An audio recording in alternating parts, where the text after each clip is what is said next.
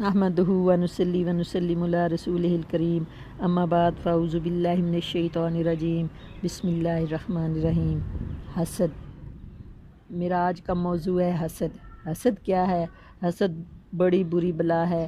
جو حاسد ہوگا وہ اپنے دل اور دماغ کا نقصان کر کے ہی رہے گا۔ قرآن مجید میں اللہ تعالیٰ نے حاسد کے حسد سے پناہ مانگنے کی تعلیم دی ہے۔ وَمِن شَرِّ حَاسِدٍ إِذَا حَسَدَ۔ اور ایک حدیث میں رسول صلی اللہ علیہ وآلہ وسلم نے فرمایا کہ حسد سے بچو، کیونکہ وہ نیکیوں کو اس طرح کھا جاتا ہے جیسے لکڑیوں کو آگ کھا جاتی ہے۔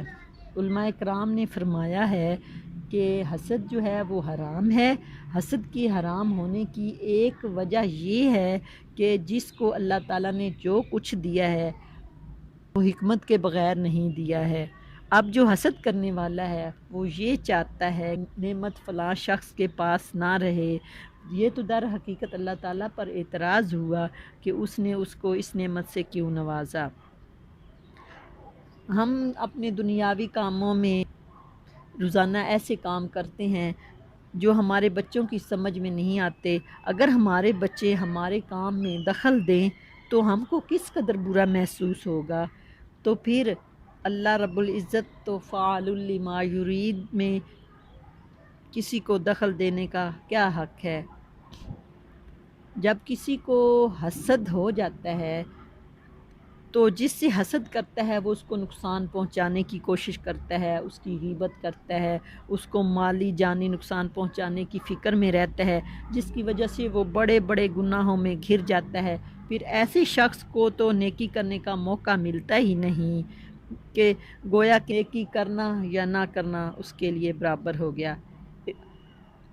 حاسد دنیا اور آخرت میں اپنا برا کرتا ہے۔ حاسد دنیا اور آخرت میں اپنا برا کرتا ہے، نیکیوں سے بھی محروم ہو جاتا ہے، اور کوئی نیکی ہو بھی تو وہ حسد کی آگ جو ہے اسے راکھ بنا کر رکھ دیتی ہے۔ دنیا میں حاسد کے لیے حسد جو ہے وہ ایک عذاب ہے، جس کی آگ حاسد کے سینے میں بھڑکتی رہتی ہے، اور جس سے حسد کیا جاتا ہے اس کا کچھ نہیں جاتا۔ کسی نے کیا ہی اچھا کہا ہے کہ حاسد سے انتقام لینے کی کوئی ضرورت نہیں، یہی انتقام کافی ہے کہ تم کو خوشی ہوتی ہے تو اس خوشی کی وجہ سے اسے دکھ پہنچتا ہے۔ پھر ایک حضرت صاحب نے فرمایا ہے کہ حسد ایک کانٹا ہے، جس نے اسے پکڑا وہ ہلاک ہوا۔ اللہ تعالی ہمیں حسد سے بچنے کی توفیق عطا فرمائے۔